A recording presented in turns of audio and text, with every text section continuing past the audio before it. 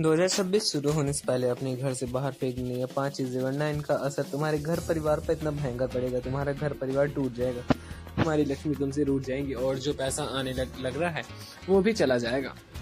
कलेश देना पड़ेगा। वह 5 चीजें कौन सी हैं जिसे तुम्हारे घर से बाहर निकालना?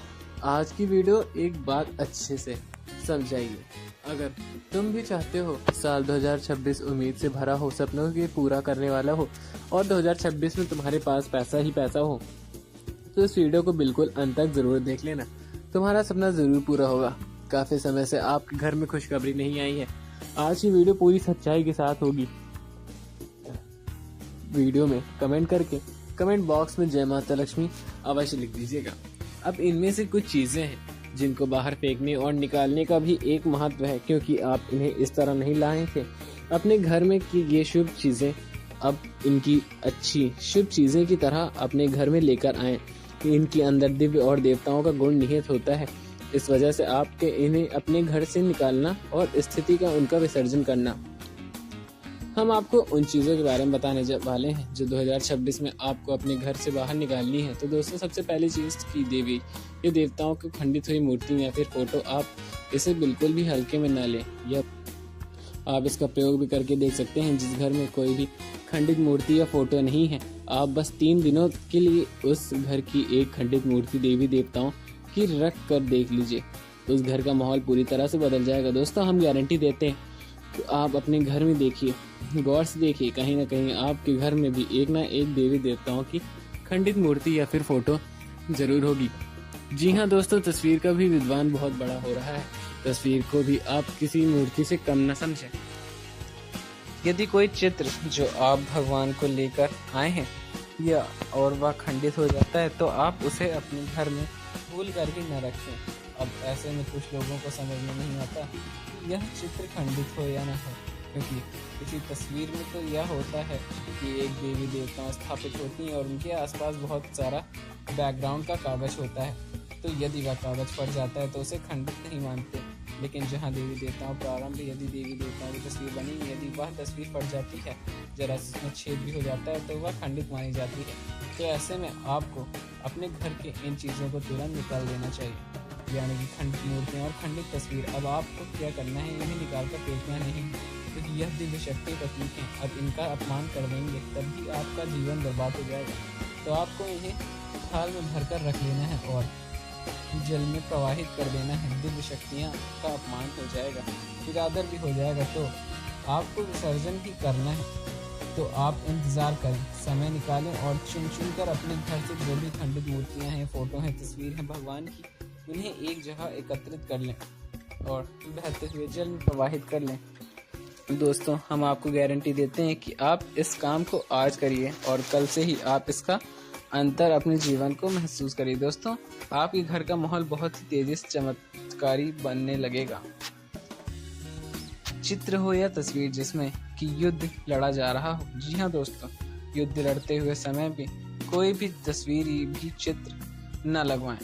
आपको अपने घर में नहीं रखना है। भगवान नटराज की मूर्ति आपको अपने घर में नहीं लाना है। ताजमहल चित्र आपको जीवन में भी नहीं रखना चाहिए, क्योंकि कुछ और भी चीज़ें हैं चित्र के मामले में, जैसे कि कई समाधि या दरगाह, किसी भी कब्र या कांटेदार पौधों का चित्र भी अपने घर में नहीं लगाना चाहिए। इनके बुरे प्रभाव होते हैं। और दोस्तों, हम आपको बता दें कि इनके प्रभाव आपके मन से जुड़ जाते हैं। जी हाँ दोस्तों, यह आपकी धन की हानि नहीं कराएंगे, लेकिन यह आपका मन खराब जरूर कर देंगे। इनकी वजह से आपके लोग मन में समाहित हो जाएंगे। भगवान का वह रौद्र रूप देखने को मिलेगा, क्रोध का स्वरूप देखने को मिलेगा। जो आप उस मूर्ति को अपने घर में रखेंगे तो निश्चित तौर पर आपको अपने जीवन में आपके मन में क्रोध उत्पन्न होता रहेगा। क्योंकि दोस्तों, हम जैसी चीज़ें अपनी आंखों में सामने देखते हैं, जैसी चीज़ें अपने आसपास रखते हैं, उससे वैसे ही स्थायी निकलती है। और अखंड ज्योति जलाते हैं, तो यह ज्योति जलाने का क्या मकसद होता है? ज्योति जलाने का मकसद यही है कि जो ज्योति यानी दीपक की जो ज्योति है वह शुद्ध सकारात्मक ऊर्जा का प्रतीक है। तो उसके अंदर से जो ऊर्जा निकल रही होती है वह पूरे घर को या पूरे मंदिर से सकारात्मक ऊर्जा से भर रही होती है। तो बस यही होता है चीज़ों का प्रमाण। आप इन बातों को हमारे कहने से एक बार मानकर देख लीजिए। आपके घर में आप तलाशी और ढूंढिए, अगर आपको यह चीज़ें मिले तो आप इन्हें बाहर निकाल कर देखिए। अब चमत्कारी परिणाम दिखाई जरूर देंगे। आपको विसर्जित नहीं करना है, इन्हें आप डस्टबिन में न फेंक दें, घर में के बाहर न फेंक दें, अन्यथा आप अपने घर में मुसीबत ही मोल ले लेंगे। जी हाँ दोस्तों, आपका जीवन बर्बाद भी हो सकता है। जी हाँ दोस्तों, इससे जुड़ा हुआ है हमारे आपको एक हिस्सा सुनाते हैं। एक जातक है जो कि इसी संपर्क में रहते हैं। इतनी परेशानी आने लगी है कि हर छोटी छोटी बात में एक नई मुसीबत खड़ी हो जाए। उनका हाल बुरा हो गया। 4 से 5 दिनों में उनकी स्थिति इतनी बुरी हो गई कि उनकी जहाँ बिक्री पहले 1000 रुपए में होती थी, आज वही हिस्सों में हो रही है। बिक्री सिमट कर सूखी हो गई है। ग्राहक उनकी दुकान पर रुकना नहीं चाहते। ऐसा लगता है जैसे कि कोई भयानक दोष उनके ऊपर लग चुका है। दोस्तों, उनका मन बहुत शांत और बेचैन से रहने लगा था। जो उन्होंने सब हमसे संपर्क किया तो यह स्थिति उन्होंने हमसे बताई, तो हमने उनसे लंबी चर्चा की, और क्योंकि इस तरह आसान नहीं होता किसी प्रकार की तांत्रिक क्रिया के ऊपर, लेकिन इसके कोई संकेत उनके ऊपर दिखाई नहीं दे रहे थे। तो फिर जब हमने चर्चा की तो उन्होंने बताया कि उनके घर में सफाई के कारण कार्य हुआ था, और इसी सफाई के कार्य में माता लक्ष्मी जी की एक मूर्ति थी। जी हाँ दोस्तों जी, दीपावली की पूजा की में वह रखकर सजावटी सम्मान के तौर पर लेकर आए थे। वह गिर गई थी और फूट गई। उन्होंने उस मूर्ति को उठाकर घर के डस्टबिन में डाल दिया था।